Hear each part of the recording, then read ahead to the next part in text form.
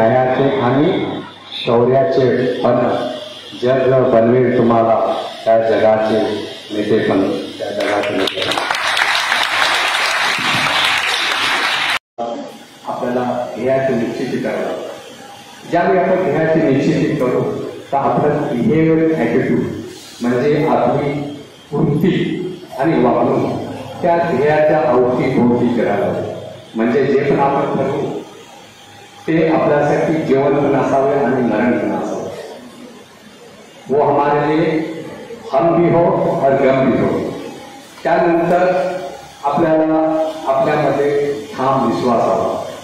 ज्यावेळी आपला स्वतःच्या विश्वास असेल तर यशस्वी लोक ठाम विश्वासानेच प्रवासाची सुरुवात करतात. आणि चौथं म्हणजे आणि सर्वात महत्वाचं आहे की तुम्ही तुमच्या त्या ध्येयापर्यंत पोहोचण्यासाठी रात्रंदिवस कष्ट करायला हवे.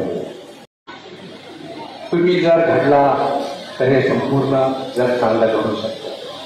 पण आज आपण काय करतो? आज आपण सगळेजण मोबाईलमध्ये लुप्त झालेलो आहोत.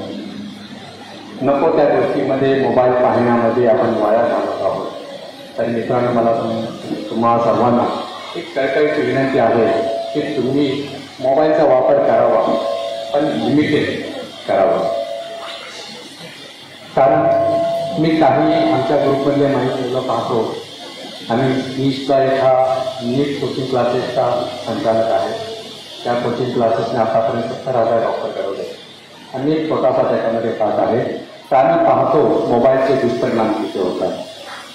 मुलींना लक्षात घ्या, तुम्ही आज या ठिकाणी जे बसलेले आहात त्याच्यामागे खूप त्यागाने कष्ट आहे आणि इथंपर्यंत पोहोचण्यासाठी तुमच्या वडिलांनी, तुमच्या आईवडिलांनी खूप कष्ट घेतलेले आहेत. तर तुम्ही तुमचा वेळ